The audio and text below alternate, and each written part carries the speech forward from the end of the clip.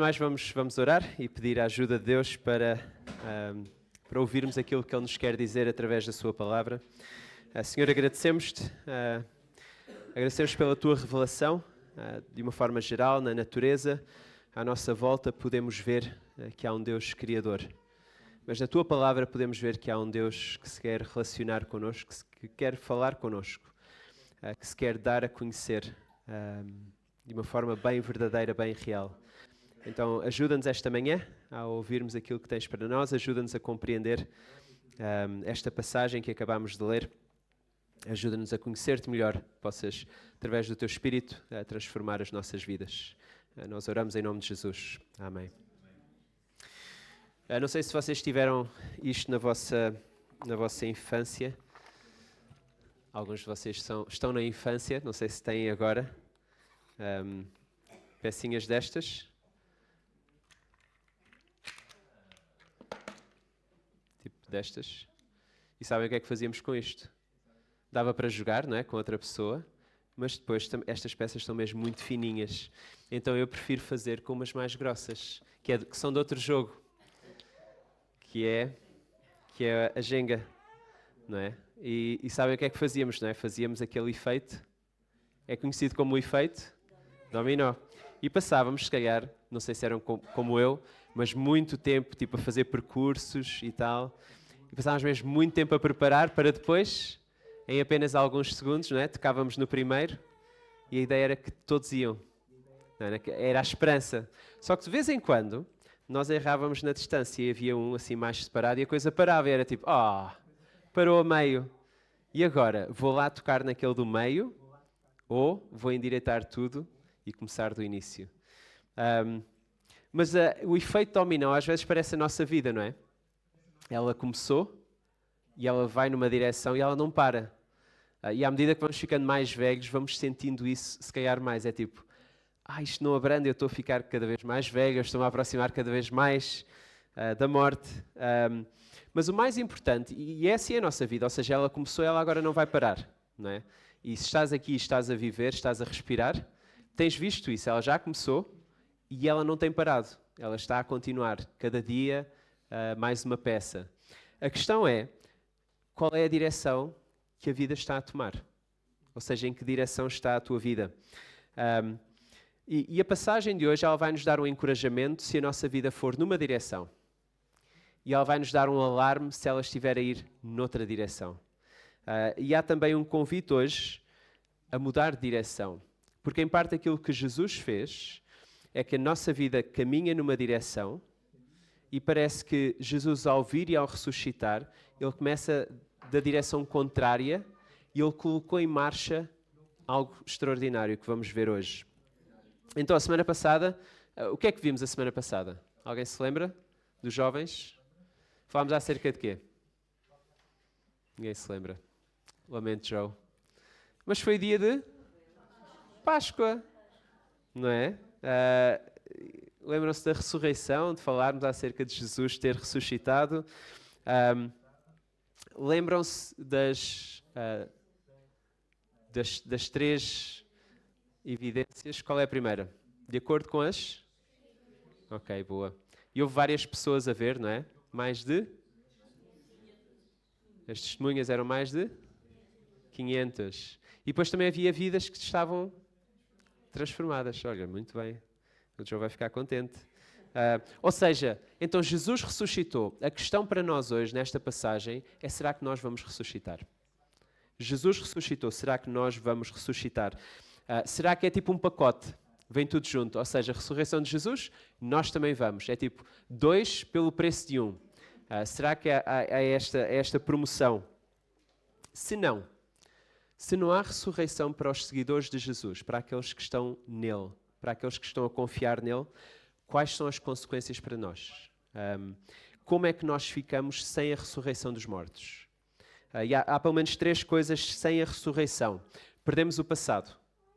Sem a ressurreição, perdemos o passado, porque perdemos o perdão dos pecados, a esperança de termos os nossos pecados perdoados. Em segundo lugar, perdemos o futuro, a esperança de algo melhor. E em terceiro lugar, perdemos o presente, a fé em ação. E vemos isso nesta passagem, nos versículos 12 a 19. E Paulo começa logo a dizer: ora, se é corrente pregar-se que Cristo ressuscitou dentre os mortos, como pois afirmam alguns dentre vós que não há ressurreição de mortos? Que é uma boa pergunta. Ou seja, havia alguns naquela igreja que, ok, Jesus ressuscitou, mas nós não vamos ressuscitar. Alguns filmes da Marvel, eles exploram o conceito de universos paralelos. Ou seja, há vários universos. Eu creio que é em parte porque não conseguimos mudar o passado. Se bem que há alguns filmes que tentam explorar essa questão. Será que podemos ir ao passado, mudar o que fizemos para ter um presente diferente? Mas a ideia dos universos paralelos é um bocadinho por causa disso. E há um dos filmes do Homem-Aranha mais recentes em que vemos algo trágico que aconteceu na vida do Homem-Aranha, que ele não conseguiu fazer algo, então fez-se um filme mais à frente para que ele possa vir e corrigir de alguma maneira aquilo que aconteceu no passado. Enquanto cristãos, nós não podemos perder o passado. Não podemos perder a ressurreição de Jesus.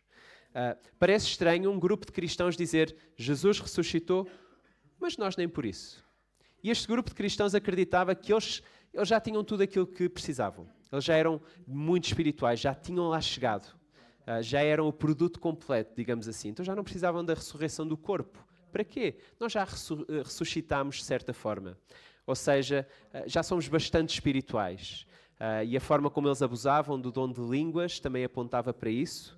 Eles achavam que já tinham chegado ao topo da vida espiritual e por isso eles desvalorizavam a ressurreição do corpo. E em parte é por causa disso que Paulo tem tantas correções neste livro, nesta carta aos cristãos em Corinto, porque isto tem implicações na nossa vida. O facto de acreditarmos se vamos ressuscitar ou não tem grandes implicações para nós hoje. E nesta passagem, quando virem a ressurreição dos mortos, todos os que morreram ressuscitar, eu creio que Paulo está a falar num sentido mais estrito de todos os cristãos. Todos aqueles que estão em Cristo, que já morreram, será que eles vão ressuscitar? Como é que ficamos sem a ressurreição dos mortos? Como é que ficamos se isto é tudo o que existe? E se não há mais nada além? Se vamos ficar apenas com os melhores momentos da nossa vida e acabou? E se Jesus foi apenas um caso à parte?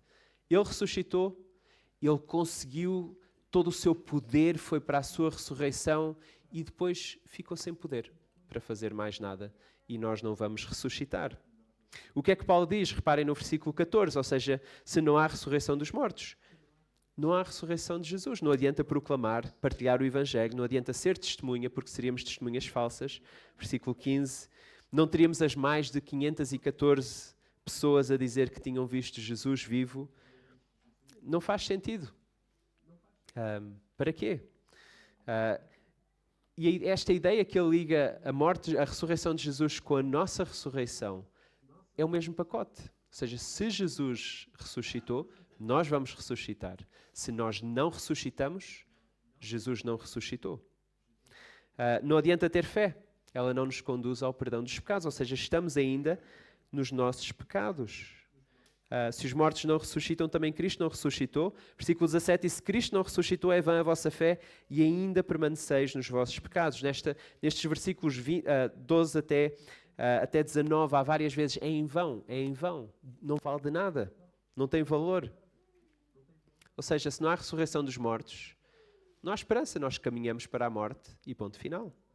Não há esperança para ninguém. Há um teólogo que coloca as coisas desta forma. Ele diz, a negação do seu futuro, que estão destinados a serem ressuscitados com base na ressurreição de Cristo, tem como resultado a negação do seu passado, que receberam o perdão dos pecados com base na morte de Cristo. Ou seja, a negação que vão ressuscitar é, ao mesmo tempo, a negação do passado. Ou seja, que Cristo ressuscitou e que os seus pecados estão perdoados. Ou seja, sem ressurreição, nós perdemos o passado. Perdemos a ressurreição de Jesus, perdemos o perdão dos pecados. Depois entramos no versículos 20 a 28. Sem ressurreição, perdemos o futuro. A ideia de que o futuro traz algo melhor. Não sei quão expectante estás acerca do futuro, quão confiante estás acerca do futuro, se o futuro vai ser melhor. A seguir às guerras que houve no meio do século passado. A seguir à Guerra Fria pensámos, ok, acabou, está tudo bem. Temos várias nações a combater por nós, temos umas Nações Unidas, temos uma NATO. O que é que os países fizeram? Deixaram de investir na defesa, não é? Desmilitarizaram. Eu lembro-me quando, no meu tempo, e antes do meu tempo, as pessoas iam à tropa. Os vossos pais, provavelmente, avós, foram à tropa durante muito tempo. Quando chegou a minha vez, felizmente, eram só 6 meses, a tropa obrigatória. 6. E foram 7 porque eu me magoei a jogar a bola. Não joguem a bola na tropa. Fiquei no hospital militar 1 mês. Eram 6 meses. Hoje em dia, há tropa obrigatória? Serviço militar obrigatório? Não. Havia o dia, não é? O dia em que se ia conhecer o quartel e pouco mais. E como é que estamos hoje? Quantas guerras temos hoje? Quão melhores estamos hoje? Quão confiantes estamos nós para o futuro, que vai ficar tudo melhor? Bom, em parte, nós não mudamos, nosso coração não muda. Continuamos a ser pessoas pecadoras. Mas os versículos 20 a 28, eles comunicam-nos algo. E algo semelhante ao que eu tenho aqui, que não sou expert, mas vou tentar. Que é isto. Isto está a comunicar algo. Conseguiram ouvir? A Nespra, não consigo. A Nespra está a dizer... Hã? O que é que a Nespra está a dizer, esta Nespra aqui? Ainda estou verde? Ok. Ela está a dizer 3 coisas. Ela está a dizer que é a primeira deste ano. É a primeira. Tá? Ela está a dizer, a segunda coisa que ela está a dizer é que ela é representante das outras que vêm aí. E a terceira coisa que ela está a dizer é que vêm lá mais. Ela comunica isto, ela disse isto à Cidália. Não é? Quando ela apareceu é tipo, Cidália, cheguei! E vem aí mais, iguais a mim, muito do mesmo género. A Lídia está tipo, oh não. Eu fiquei mesmo doido, não é? Foi demasiado chocolate nas férias. Mas esta ideia, não é? Versículo 20, de facto, Cristo ressuscitou dentre os mortos, sendo Ele as primícias dos que dormem. É essa a ideia de Cristo ser as primícias dos que dormem. Se és agricultor, então estás mais à vontade com este termo. Mas se os mortos não ressuscitam, então Cristo não ressuscitou. Mas, e alguns mas na Bíblia são extraordinários, são muito boas notícias. E de facto, Cristo ressuscitou dentre os mortos. É a primícia dos que dormem. Ou seja, Cristo, Ele é o primeiro. Ele é o primeiro. Segunda coisa que isto comunica, Ele é o representante. Este homem ressuscitou. Ele é Deus e Ele é homem. E Ele é o primeiro homem a ressuscitar. Ele é o representante. E a terceira coisa, outros virão. Outros vão ressuscitar. Ou seja, essa é a ideia de ser a primícia, é isso que está a comunicar. Eu sei, há muitas dúvidas acerca da morte. O que é que acontece na morte, a seguir à morte?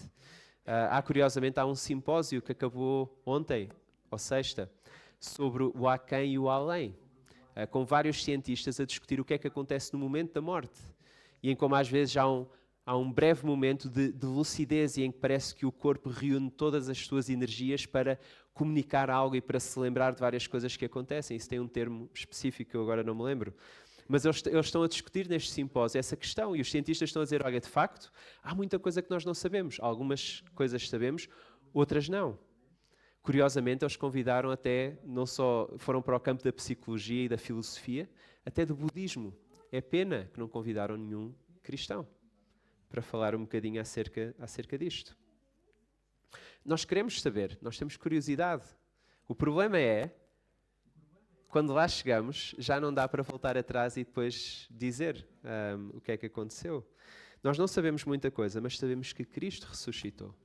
Ele de facto ressuscitou. Ele é o primeiro de muitos. E a maneira como Paulo nos descreve Jesus aqui, ele parece um guerreiro. Ele vai ganhar tudo.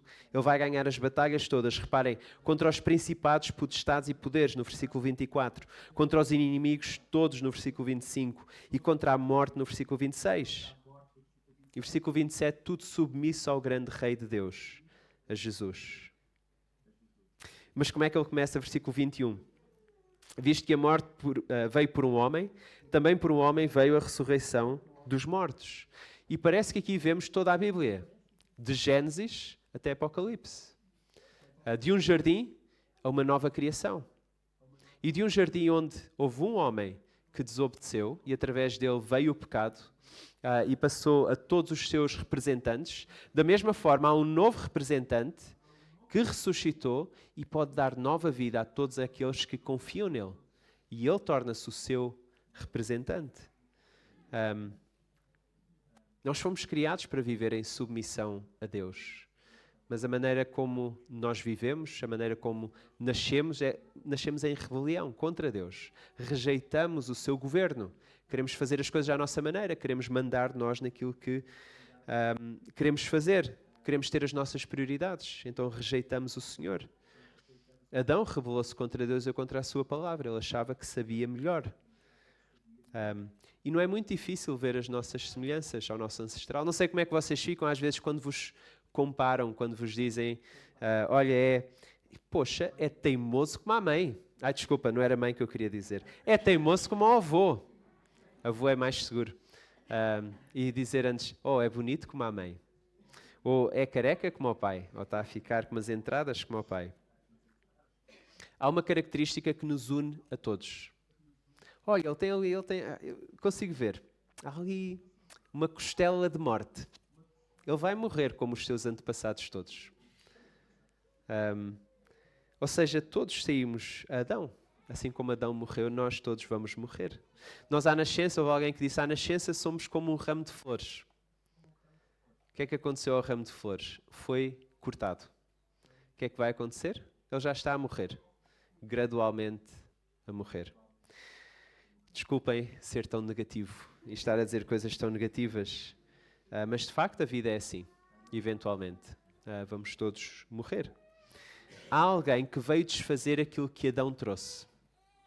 Há alguém que veio fazer algo completamente diferente. E cujas consequências passam para todos os seus representantes também. Ou seja, em Cristo nós podemos ter vida, podemos ter confiança. O que se perdeu em Adão pode ser ganho em Cristo. E cumprir assim a intenção de Deus para toda a humanidade. A que tenhamos vida. O que perdemos sem ressurreição dos mortos e consequentemente de Cristo. Perdemos o futuro. E com isso perdemos a confiança no presente. Perdemos a grande batalha. E reparem nesta grande batalha, versículo 23. Tem uma ordem que vai acontecer no futuro.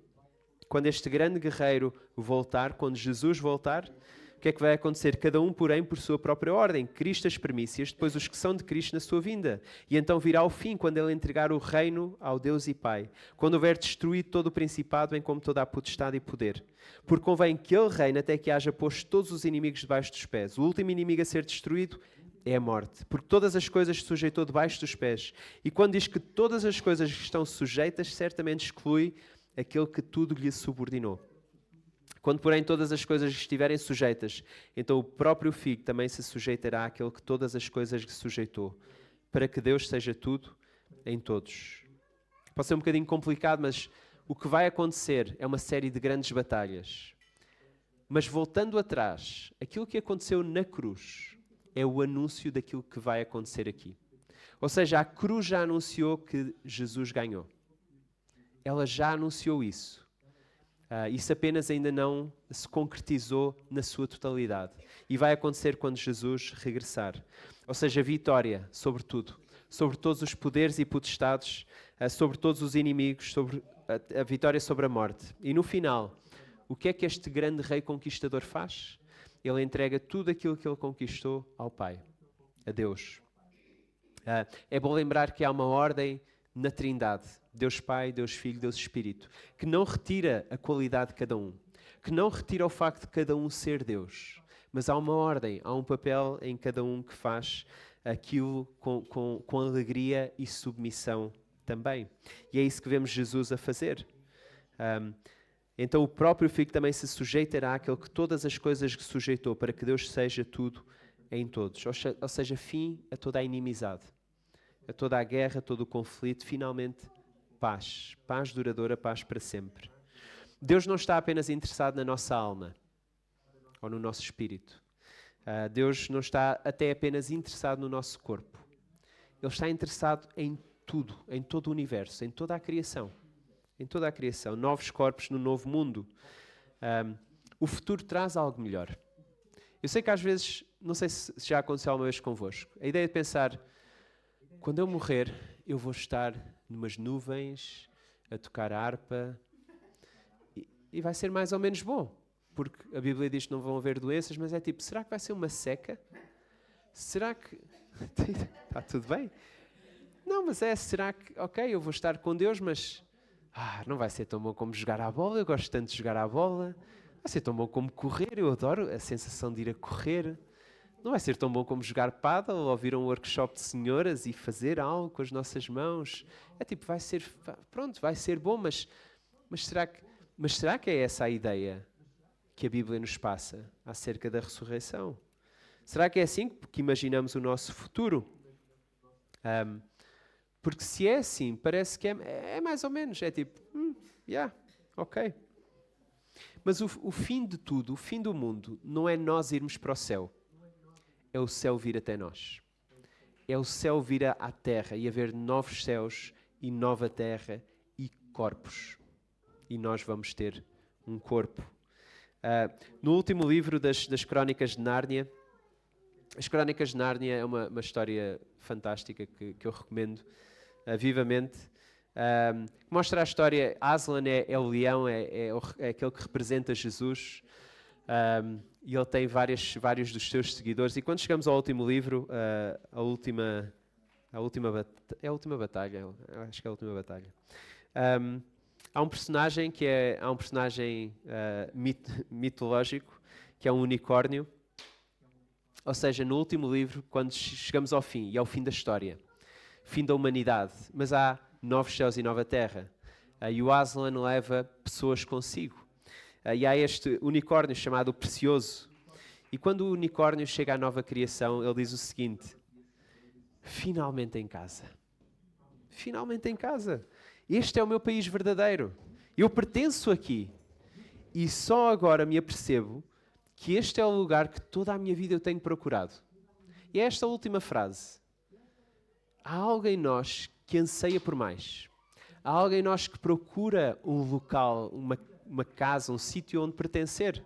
E vamos procurando em várias coisas e encontramos durante breves segundos ou minutos, mas parece que não é bem então aquilo que queremos. E quando ele diz, só agora me apercebo que este é o lugar que toda a minha vida tenho procurado.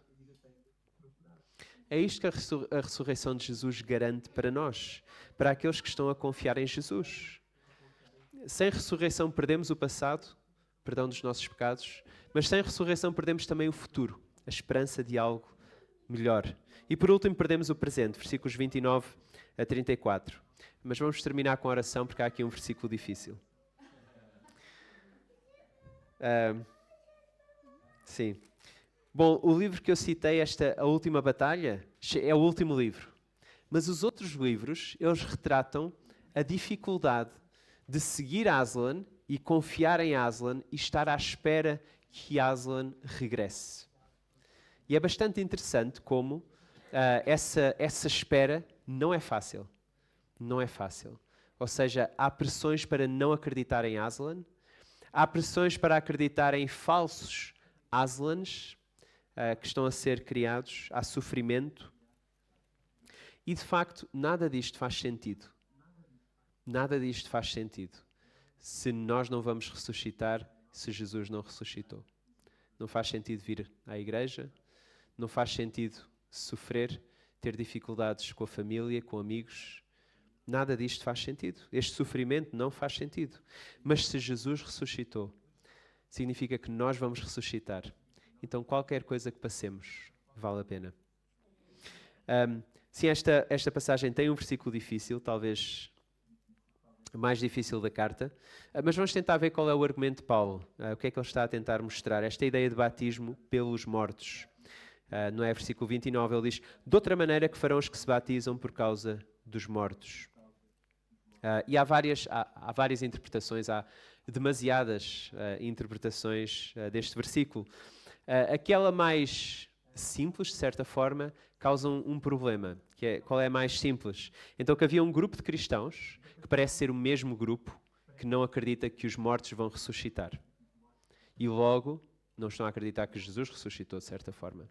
Mas este grupo, eles estão a batizar cristãos por causa daqueles que já morreram.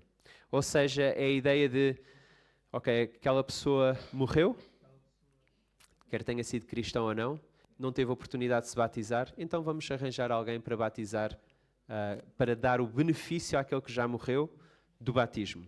Que é algo estranho. É tipo beneficiar o morto sem que o morto tenha feito algo. É muito comum noutras religiões.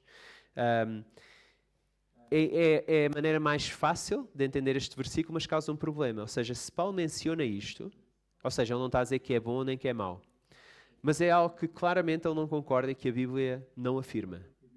Então, se isto estava a acontecer, ele devia ter colocado aqui uma frase ou duas a dizer: não sejam tolos a continuarem a fazer isto. Isto não é correto. E ele não faz isso. Outra interpretação que alguns pais da igreja tinham era que o batismo dos mortos, ou melhor, esta ideia de porque se batizam, ou batizar por causa dos mortos, referia-se ao seu próprio corpo, ou seja, eras cristão, mas enquanto cristão que estás a confiar em Cristo, a simbologia do batismo é vida e morte, ou seja, identificamos-nos com Cristo na sua morte e e ressuscitamos com Ele em vida, ou seja, o nosso corpo morto que desce às águas. Que é um bocadinho mais... E temos de ter aqui algum cuidado com a maneira como interpretamos algumas palavras. Mas qual é o argumento de Paulo? O argumento de Paulo é o seguinte: vocês estão a fazer uma prática que não tem sentido se os mortos não ressuscitam. E eu aqui estou a esquivar-me a dizer o que é o batismo dos mortos. Mas eu vou fazer isso, eu não me importo. Porquê? Porque também há um versículo na Bíblia. E um princípio que diziam no IBP é que não vamos fazer doutrina em cima de um versículo apenas. Que tem várias dificuldades e há várias opções. Podemos ficar com o porquê que Paulo levanta esta questão.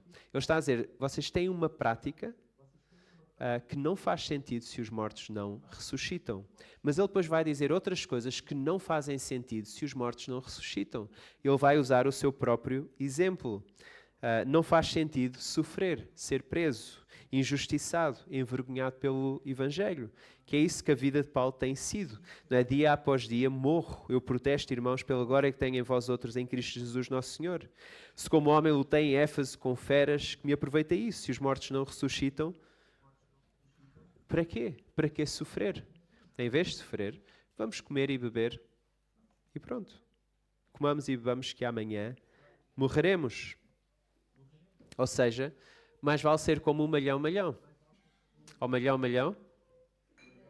Que vida é a tua? Qual é a vida dele? Passear na rua, comer e beber. Agora vão ficar a pensar no malhão, não é? Mas é a vida dele. Ou seja, o malhão tem origem em Corinto.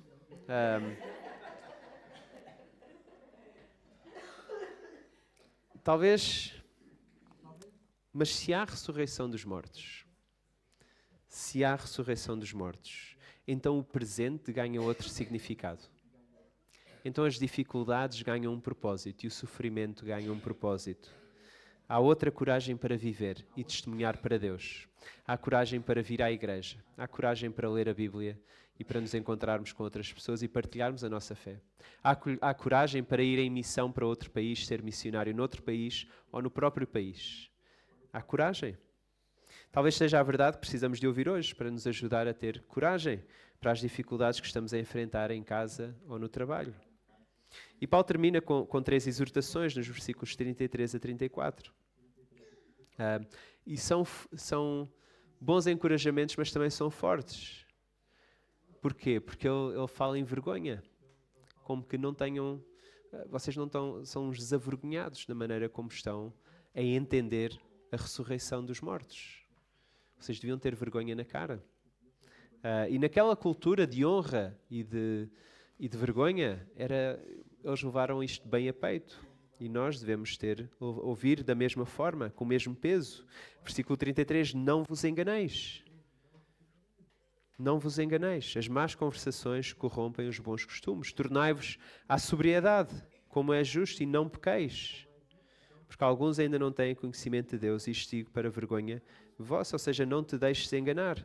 Ou não te enganes a ti próprio. Os mortos vão ressuscitar. Não é apenas o nosso espírito, o nosso corpo vai ressuscitar. Aqueles que estão em Cristo vão ter corpos novos, num mundo sem morte e sem lágrimas. A ideia de ser sóbrio, ou seja, volta aos teus sentidos. Versículo 34. A ideia de sobriedade em comparação com alguém que está sob o efeito de algo, não é? Quando alguém está bêbado ou sob outro efeito, que faz coisas que não percebe bem, faz coisas erradas. Por um lado, não quer saber aquilo que anda a fazer, mas quando ele está sóbrio, ele já se apercebe e sabe o que é que deve fazer. E é isso que Paulo nos está a chamar também. Para de pecar. Sai do estado em que estás e vem para o estado em que conheces Deus e conheces o plano de Deus para a tua vida. Em que articulas bem as verdades do Evangelho, de quem Deus é, daquilo que Ele fez por nós em Cristo, quais são os seus bons propósitos para nós. E assim toma boas decisões na tua vida.